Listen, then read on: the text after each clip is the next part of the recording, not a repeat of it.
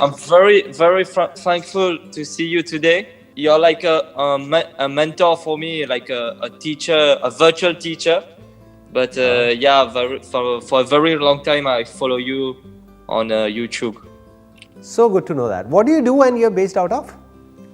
I'm in Paris right now, and I'm doing cultural mediation in master. Do you understand Hindi and are you fluent in speaking in Hindi? I can speak Hindi a little, थोड़ा सा बोलता हूँ, लेकिन मैं समझता हूँ Hindi. So let's talk in English. That's okay. In English, so okay. Yeah. Please tell me, what kind of questions do you have, or is there something that you want to discuss? I have two questions, but I think that the two questions are connected. My question is the first one is about sometimes we feel an emptiness in ourselves, and we try to do things like for me, I must do things to fill that emptiness, and sometimes when I don't do anything, this emptiness, it doesn't get filled. So every time there's this how to fill this void. It's an excellent question actually, because most of the people don't even comprehend that they are empty within and they have some kind of void within. You are able to see that and feel that, so that's like a big thing. Thank you very much. The problem is that we are disconnected from the entire universe, from people around us. We feel lonely, we feel isolated, but usually people avoid it. Avoid talking about it, avoid looking at it, and there are a lot of escapes which are there in today's world, as in this internet and so much of content everywhere. So they just keep themselves engaged or busy in something or the other. That could be work, that could be content, that could be things, no matter where people are living, whether you are in Paris or in India or any part of the globe. People are trying to fill themselves up in different ways. Yes. But nobody is successful. It's like a pit without the bottom. That something is falling, but it's falling endlessly. Whatever you put in that pit, it's still empty. That's the harsh reality of life. So now comes the question, is there a way to get out of it? Yes, there is a way. The only way is love and compassion. To feel some kind of a connection with others, that could be people, animals, and this entire universe. To feel one with the whole, deep within. If that happens, then that void disappears, because in reality there is no void within. The center point of that void is this separate self. Is it clear? Like, am I making some sense to you? Or like, yes. Because I've seen your videos and I can understand, like I can connect with what you're saying. So yes, it's becoming clearer right now. This question is very important for me because sometimes I'm very pressurized. And I want to know, So now you need to go to the root of this suffering. You need to ask yourself this question again and again, why am I suffering? Because not only you, every human being is suffering. No matter how much they have, no matter what they have achieved, but deep within everybody is suffering. They can run away from it for some time. They can keep themselves busy, keep themselves occupied, but still that emptiness, that void is still there. It's always there. It's kind of looking at them all the time, but we don't look at it, we don't address it. So the way out is to ask this question, why am I suffering? What is the root of suffering? Because the root of your suffering is you. It's not out there, it's not the world, it's you. So now, what is this me who is suffering? Who is this me who is suffering?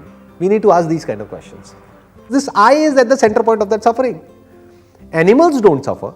They suffer physically, but they never suffer psychologically. You are talking about psychological suffering. Yes. If you closely observe an animal, what happens is, the moment they get what they want, that means if they're feeling hungry and they get their food, they are at ease. They just relax, lie down, and they're happy. Yes. They're content. But that doesn't happen with us. No. We think that, okay, if I get that dream job of mine, and if I get this car or this house or whatever, then I'll be happy. But that happens and still there is something missing. Yes. So we need to ask this question, okay, who is discontent? There is somebody who is discontent, no, within. Yes. In these humans, and that is there only in humans, not in animals. Yes. Right? Yes. Is it because animals are connected with this universe, with the nature, and we are disconnected? Is it one of the reasons? What disconnects us from the whole? Am I actually separate from the whole? Are you separate from nature?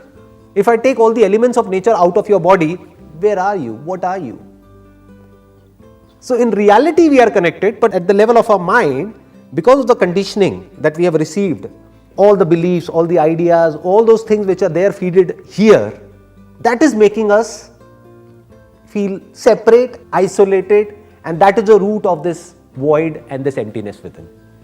And once you are free from the self, and what is the self? It's a bundle of memories, bundle of thoughts, bundle of ideas, bundle of beliefs which are there here stored in the brain. It's your past. If you can be free from your past, because future is imagined through the eyes of the past. Without the past, there is no future. Then you can be free in this moment to look at things as it is, and there is no suffering. There is no suffering in this moment. Just forget about your past and future. Is there any suffering right now? No. Not at all. So what is the cause of suffering? The only answer is to question. That is the beginning of intelligence. To question the root of suffering. Not just your suffering, but human suffering. And once you get to the core of that, you don't just get answers for your own suffering. You get the answers for the suffering of the humankind. For all human beings. You just answered like the first question and the second one. I guess it was connected because I don't have to react to this human suffering. I have to observe, right? And I don't have to do anything. I just have to question. Doing is not the answer. No matter what you do, where you go, any kind of exercises or rituals or this and that will not solve the problem. This problem is caused by thought. So you need to question the very center point of thought. At the center of which there is this me, I, that is the root of suffering. For example, thought of this door behind you, that is not suffering. Thought of your shirt, your t-shirt, your specs, your hair, that is not suffering. But it's my hair, that is the beginning of suffering. Thought is not suffering, thought is good.